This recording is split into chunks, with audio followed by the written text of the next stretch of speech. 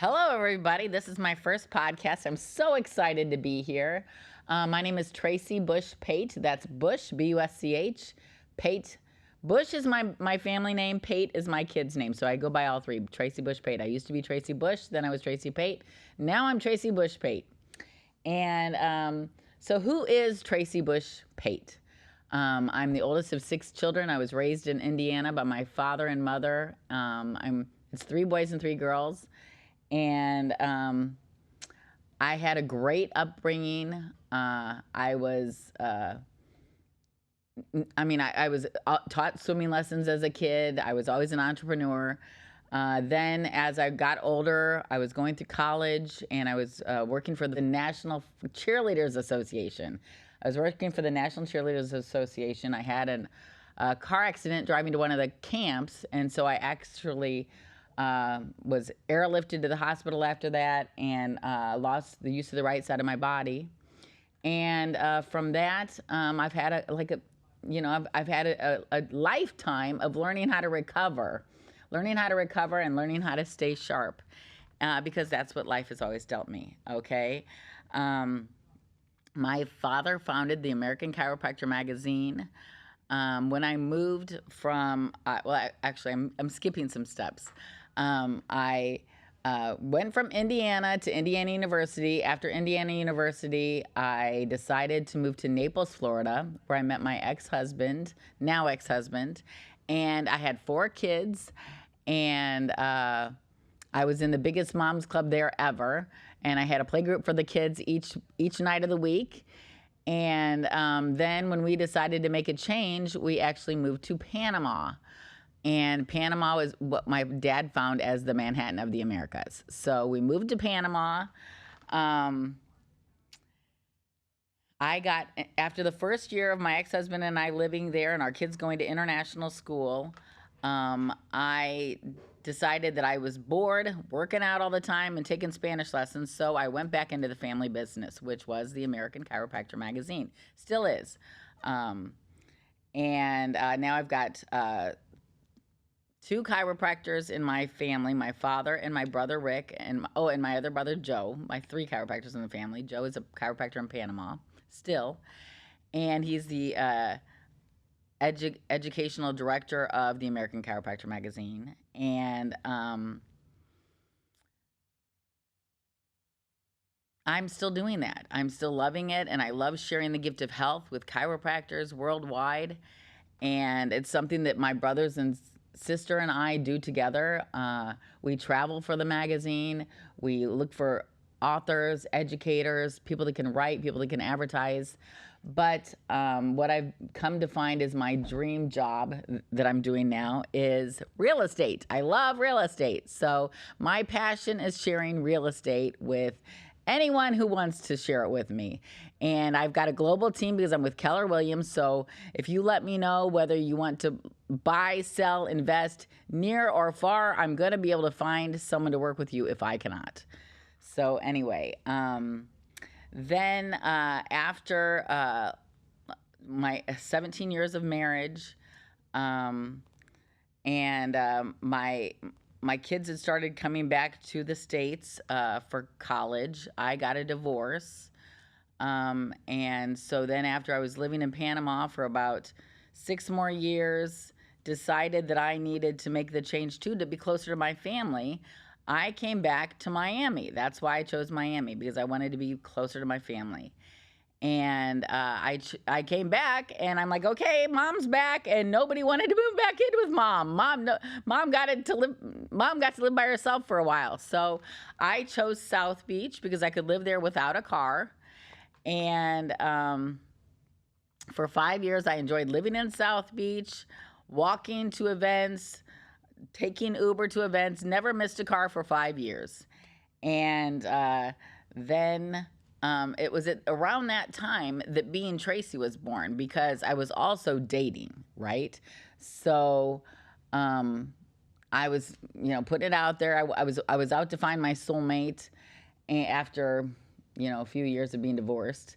And I was putting things up on Facebook, my Tracy Bush Pate page that my family was like shuddering. My kids were shuddering. They were like, Mom, you can't be sharing all this information on your Tracy Bush Pate page. So I put it out there on Facebook. I said, well, what should I want to share this stuff. I've always wanted to share this stuff. So I said, what should I call it? I'm going to have to start a new page. And I have all these stories that were coming up from my dating. So someone came out of the woodwork that worked for one of our advertisers in the American Chiropractor magazine, and they said, well, I can write a blog. You start a blog for you. You should have a blog. And he said, I'm going to also start a Facebook page for you, a social page that's going to be from people spinning off that blog. So he put it all together, and I was asking my friends on Facebook, well, what should I call this extra page? What should I call it? And they said, call it Being Tracy. And that's how it started, Being Tracy, because it's all about what it's like being Tracy, all the freaking crazy adventures that happened to me, and what I've lived through, what I've been through, what I've experienced, what I've learned, and what I enjoy, okay? And so I want to share that with you, okay? And so that's kind of what I'm going to be sharing here on this podcast. It's about, I'm a now 55-year-old woman, double Cincos, as they say in Panama, and I'm a single mother of now 4 grown, beautiful, smart, intelligent, wonderful children, all daughters. And I'm living life in balance while living life to the fullest. So I want to share that with you, okay? So anyway, if you're following my Being Tracy page on Facebook, you've seen that I share comedy excerpts. I share alternative medicine things that work for me. I share travel places that I've gone that are amazing, things that when you are traveling in Florida, where I live, you can do when you're here.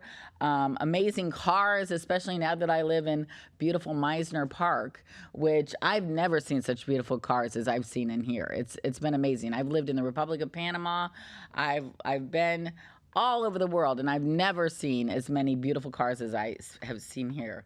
I also share inspirational messages and just, ideas for travel tips if you want to do what I'm doing, that I'm enjoying, or that I'm not enjoying. That's another thing that I share, are things that are not working out for me or that don't work out for me, because I want you to learn from what I have done and what I continue to do, so that some benefit can come from the bad things that have happened in my life, right?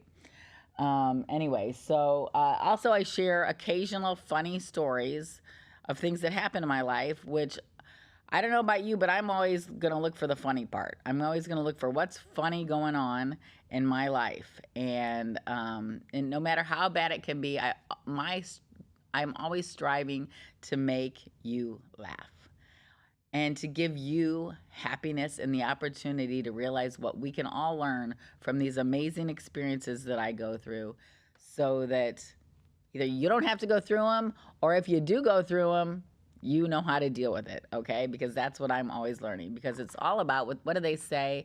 Be nice to everybody, because you never know what they're going through, right? All right.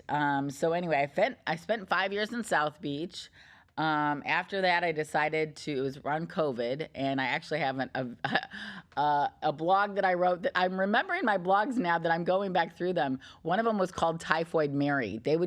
I swear to God, they made me feel like Typhoid Mary, because I didn't take the COVID thing so seriously as a lot of people did. I traveled, I wore a mask, I went in a hazmat suit the way you're supposed to, but people were afraid to deal with me because they called me Typhoid Mary, or they didn't. I don't know if they really called me that, but they treated me like that.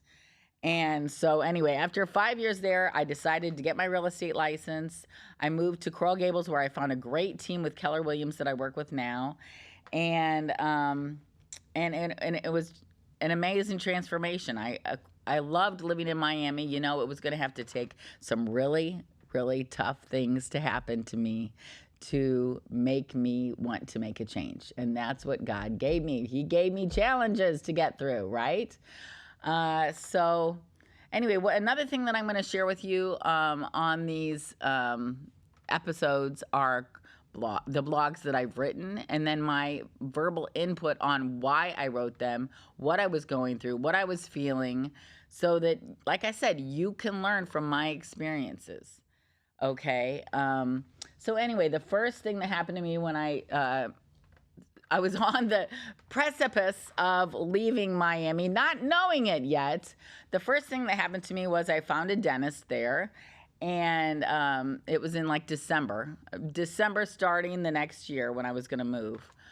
Um, I found a dentist. He seemed like a great guy, handsome guy, and then he somehow got me talked into doing this laser surgery, and he told me that if you start to smell barbecue, you're going to know that's working.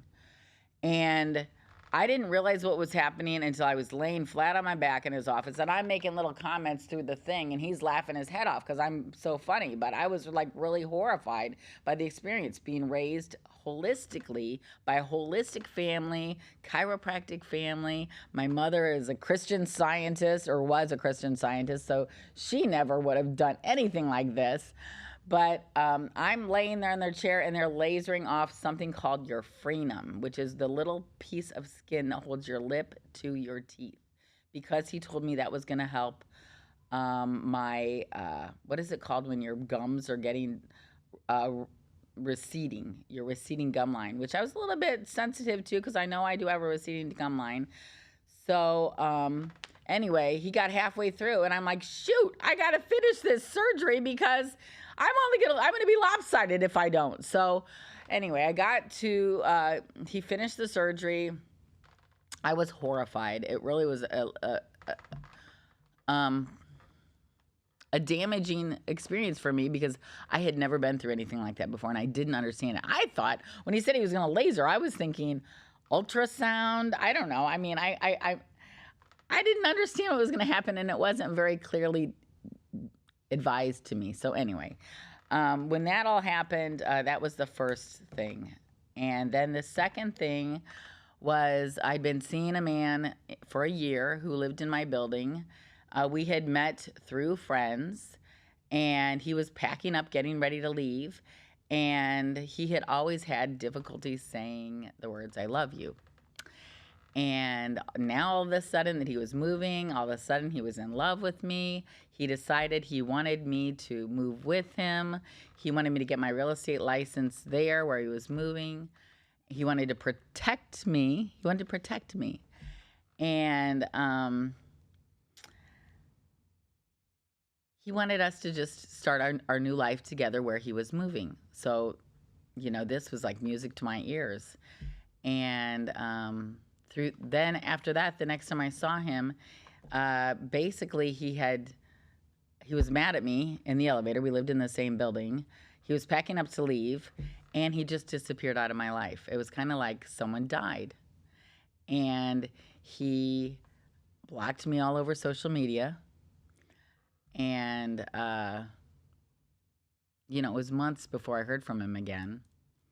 But I was a detective because I had to find out what happened. And I had to assume a different identity and find out on his Facebook page what happened, which was that he found another woman and had started a whole new relationship within days of the last time we were together. And that was super painful to go through. Like I said, it was like someone died. And so anyway, I mean, and now I know that why he was going through it. All the way through when I was seeing him, I had to study the personality differences of the people you are dating because he has an avoidant personality type, which there's the anxious personality type, and that usually attracts to that, and probably that's what I have. But anyway, I hope to have people on this show to not only discuss with us the alternatives to health that you can go through, that you don't all have to get a surgery because your gums are receding, and to understand how to deal with and how to love people that do have these different personality types. Because, that's what it's all about. It's all about love. And that's why it was a very, very difficult thing for me to go through.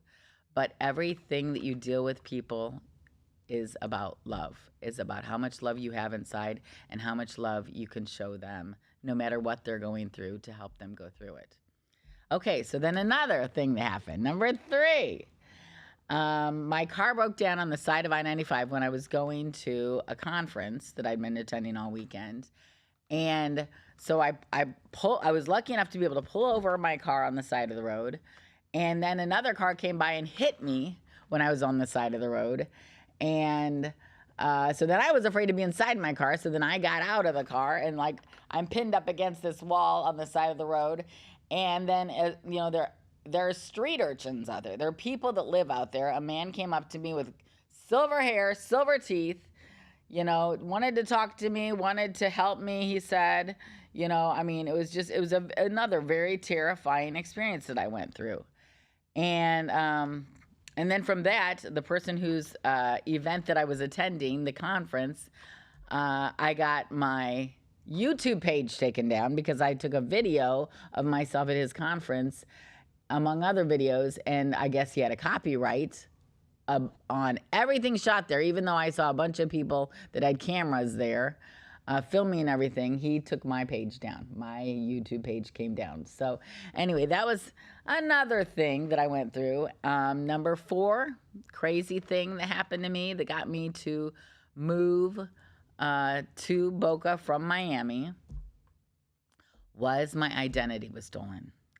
First thing happened was it was stolen on Instagram. Someone overtook my Instagram page and started sending out Bitcoin notices to all of my people that I had following me, wanting to sell Bitcoin, saying that I was in some kind of a spotlight program for influencers and that I wanted to sell them Bitcoin or whatever.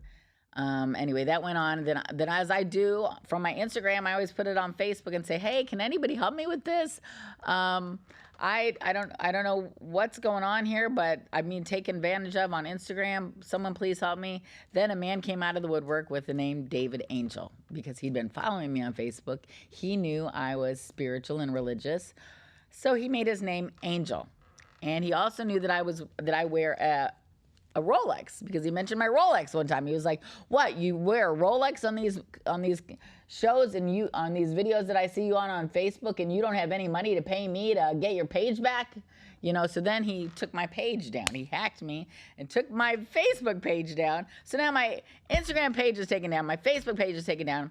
I've got people calling me from Facebook for 3 months in the middle of the night saying they're going to fix my page. They just want my bank account number.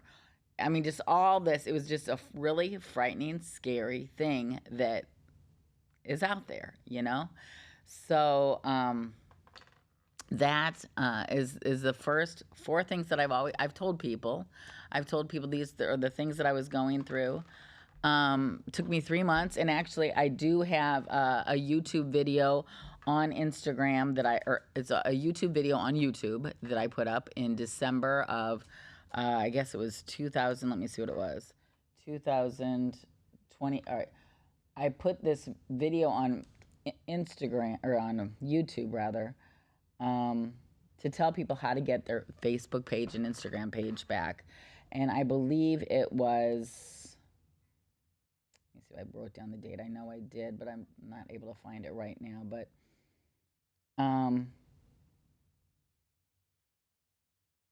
it was, I guess I didn't write down the date, but anyway, it's on YouTube. It's a year back. It's a year back. It was a year ago. Okay, so for people that have trouble, I freaking stuck with it, and I watched all these videos on people that had lost their page, and I followed a lot of different guidelines, and I will tell you on that video on YouTube what worked for me and how I finally got my page back. After 3 months, I got all my pages back. Okay, and I had to start another YouTube page because that other person had taken down my YouTube page. I guess I was a threat. So anyway. Last and final thing that happened that I've never told anybody about is that I was drugged and raped in Miami. And I actually have a blog here, which is a blog that I wrote. It was written December 28th, 2022, okay? Because the day after this event where I was drugged and raped, I actually had planned on coming to Boca to look into moving here because I'd had a friend who was moving to Boca from She lived in Fisher Island at that time, and she was trying to get me to move there, and I didn't. I was thinking about it, right? So that next day, I had planned. Well, let me go see where I could live in Boca. Okay, um, and this is what happened. I'll read you the blog that I wrote. It's very short. Oh, and this is how it started because this is the way people are, right? Someone said to me in the well, you sure look happy. The woman smirked at me as she got in the elevator. I stopped as I was exiting the elevator and looked back at her and responded, "Well, that's because I choose to be happy." When I first moved to Boca Raton, the big question was, "You left Miami? Why? Why would you leave Miami?" I couldn't answer this question and I couldn't even respond without crying. My new friends told me, "You are going to have an answer. People are going to keep asking." They didn't know what happened either, but they just knew that it was something really emotional that had happened to me. Hence the answer that I told them. Well, there are amazing real estate deals in the Palm Beaches, which is true. And the last real estate deals that I found and closed for my clients were in Palm Beach. Also true. Why? What I didn't tell them is that the post-traumatic stress disorder that I was suffering from due to the experience that I'd had this last year while living in Miami. If you go back to the blog I wrote mid-year called Changing It Up, that blog begins to tell the story. The part of the story that I kept to myself until now is that the last thing that happened finally made me realize that things were not getting better for me in Miami. Things were actually getting worse. After all those really bad things that happened to me, the last one took a few weeks for me to figure out and remember and understand what happened. To me, the story doesn't deserve any time except to know that the final blow for me in Miami was me being drugged, then raped by a stranger that I met a couple days before. And it was extremely perplexing, disturbing, because the first date we went to church on Sunday. He said he prided himself on being a Catholic like me. When I reflect on the date, though, he couldn't even sit through the church service. It all makes perfect sense to me now. After the church service, he rejoined me in the church pew and said he left the sanctuary because he had to cough. Anyway, fast forward to the end of the date when I woke in his bed in the middle of being violated in the worst way and feeling very strange. Embarrassed, I got up, asked him to call me a car, and went immediately home. I was completely unsure of what happened or how I got there. The next day I woke still feeling drugged. I had never experienced this feeling before. It was completely foreign, and I'd planned on coming back to visit Boca, as I'd had a friend who was encouraging me to move, and I'd been considering it. I honestly didn't know what to do or really what had happened the night before. I woke a couple of times in the middle of the violation, and I remembered acting like I was completely out of my mind. I never wanted to see this man again, but then I remembered that I had left my sunglasses in his place. I texted him and asked him to please mail them to me. They were new and weren't cheap. He responded like now he was going to be my boyfriend. He responded like now he was going to be my boyfriend, which was increasingly puzzling, and said that he thought he'd have me over for dinner later in the week. He texted me a couple times the following day. I'm not sure why. I think more toward the theme that he was going to act like my boyfriend, so he could then just drift quietly away. He never invited me to do anything again and never returned my sunglasses, and by the time I realized what had happened, it was a few weeks later. I never even thought of going to the doctor the following day, which is what the first thing you're supposed to do following a rape. I didn't know his address because he drove me home. He drove me to his home and called me a car to send me home as I requested. I didn't even know where we were, somewhere in Kendall. This was the final straw that made me realize that it was time for my world to change. It took a while for me to remember what happened, and I think it through, but I feel that I am in the right place right now in Boca Raton, Florida. And I know I would never have moved without all of these experiences that I went through. I never would have moved. It had freaking took every single one of them to get me to move because I was, One was bad. Well, then the next one's gonna be worse. Then the next one's gonna be worse. Like, then by the last one, I was like, okay, I surrender, God. I surrender. I'm out. I feel that life is a gift, and yes, it is my choice to emit happiness, hopefully, and to bring happiness to others. Is my life easy? Hell no. However, no matter what you go through, there is an opportunity to grow through it. And through growth always comes opportunities. And then at the end of my blog, I just wrote, thank you. God bless to each and every one of you. I just know that 2023 is going to open up a lot of doors and bring us so much more to be thankful for. Anyway, that's pretty much the theme.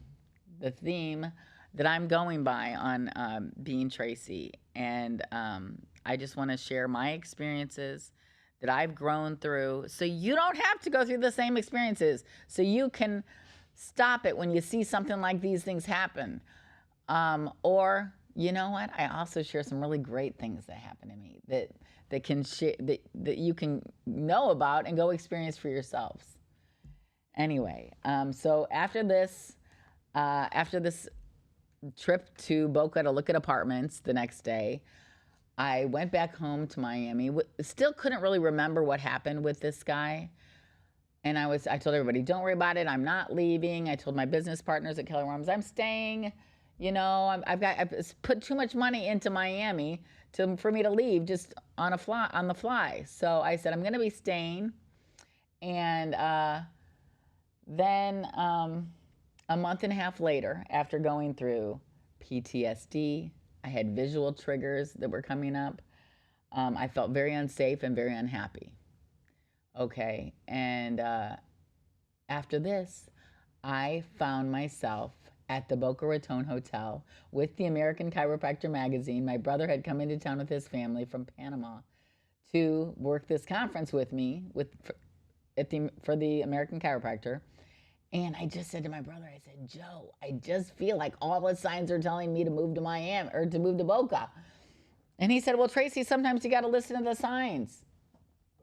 So that's what I did. When the conference was over, I went right back over to the apartment that I liked the most when I'd been there a month ago. And they gave me a deal I couldn't refuse. And I told them, I'm moving this week. I'm moving in 3 days. And that's how I got the deal that I couldn't refuse, because I just made the decision and went. And I've still had. It's been a year now that I've been here, just over a year, and I've still had some things to grow through.